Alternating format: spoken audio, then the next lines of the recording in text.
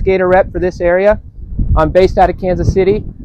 So if you haven't yet, come grab one of my cards at my table. That way you have my contact. You can get a hold of me with any questions, issues, help you out with anything I can. So today, first of all, I want to thank Pine for having me out here, having you all out here, and giving us some lunch.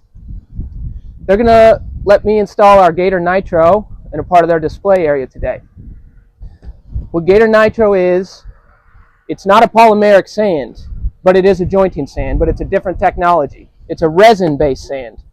So while polymers are the acting agent that harden polymeric sand, a resin is what hardens this, and air is what does it. So as soon as this is exposed to air, it starts hardening. So in our packaging, in the bucket there, we have the nitrogen, the sand in a bag sealed with nitrogen, and then the bucket sealed with nitrogen to keep the air out. With this product, the packaging is very, very important, because if air gets in there, you just basically have a bucket of hard sand that you can't do anything with. So we did take the packaging from this type of material and kind of beefed it up. Those buckets we've taken up on lifts and dropped off like 45 feet, nothing. So there should be no worries about air getting to it before you're ready.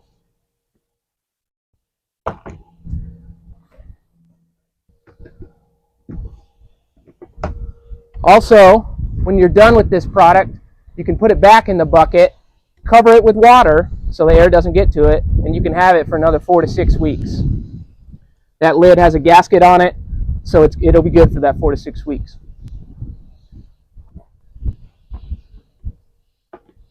All right, now for what this is, it is a jointing material like polymeric sand, but it can't go into everything.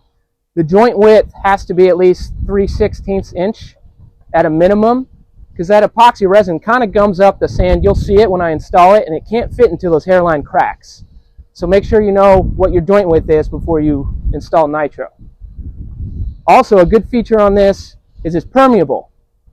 So are any of you guys installing open graded base systems where it's like clean 3/4 and chip as your bedding layer? So this is a permeable sand. So if you're planning to drain underneath the project, this is a great product for that. Also, this stuff cures top to bottom rock hard. This is the product we put in a mold, and I can set it right here. You can grab onto it. It's rock hard. So if you have a real tough environment where it's always shady, really, really humid, and maybe polymeric sand remains kind of soft and then hardens when it does get sunny, but it's usually wet, Nitro is a good option. So not every project, but it's a great tool to have. The big difference on installation, it's a lot easier. There's not many steps. First, you want to wet everything down. Even the sides of the house, any seat walls, retaining walls, and next to the patio that you're putting it on, wet it all down.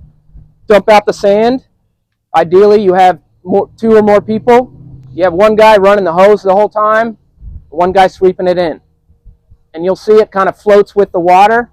We call it hydrophobic. And then the water draws it down into the joint and acts as the compaction agent. So you don't need to compact this stuff. The water does that for you. Joint height is still important with Nitro, just like it is polymeric sand. You want to be at least 1/8 of an inch below the top of the stone or the bottom of the chamfer on a paver. 1/8 inch below that. The issue there is if you're too high on Nitro, it'll still set up fine, but it will start flaking off the top just because it's too high. That's the issue there. So watch your joint height, but water is very easy to set that for you, and you'll see that when I do that. Now, what's new, we came out with this product this year, is now we're selling this to go into residential driveways. That's residential, not commercial, and that's with a true ICPI defined paver. What that means is the aspect ratio is 4 or less. So that's going to be the longest side of your paver divided by the thickness or the height of it. A good way I like to think of it is just one-handers. That's kind of a quick way to think. If they're one-handed pavers, you know they're true pavers and you can put Nitro in a driveway. Versus slabs, you know, the bigger pavers, those are technically called slabs. So we don't want to do that in a driveway just because the aspect ratio, they have more of a tendency to lean. and then it may cause a crack along the edge. Because nitro is so hard, it's not going to move. So it's very important there's no movement. Also new about this, do any of you guys install porcelain tile jobs? Well, I see that kind of growing. It's getting more popular. So if you do run into that or start bidding jobs for porcelain tile, nitro is our jointing material for that. It's going to set up great in porcelain tile, which has been historically pretty difficult to get sand to set up just because of the very smooth sides.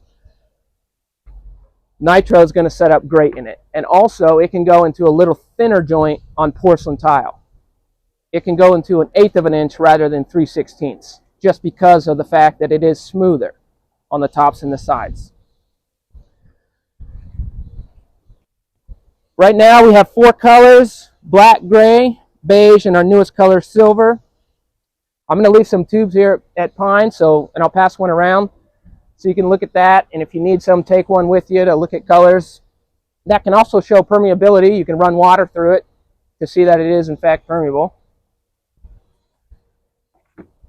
Any questions right now?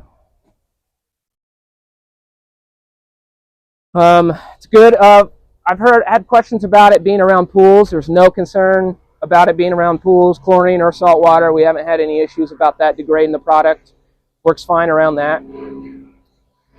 With that, I guess we'll install some. If you want to walk up and see it go down, it might be easier over that wall.